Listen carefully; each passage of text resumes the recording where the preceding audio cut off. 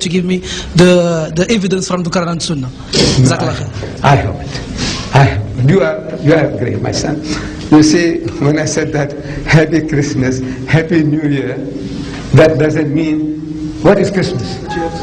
No, what is Christmas? It's pagan festival. What is Christmas? What does Christmas mean? It means the birth of Christ. Yeah, the birth. Right. Birth of our Nabi we celebrate. Don't we? We don't celebrate. Yes. We don't. Mawlud? No, we don't celebrate. That is bid'ah. That is bid'ah. We don't celebrate. You are... Neither the Prophet Muhammad in his life nor the companion has been celebrated this. There are millions of Muslims, including myself. I don't mind having a birthday celebration of the Prophet. You say bid'ah? I said, okay, my son. I'm not going to argue with you. I don't want to convert you. I don't want you to convert me. You see? I'm not here. But Quran and Sunnah will judge between us. Okay, leave it to Allah. That judgment leave it to Allah. How can we leave it to Allah?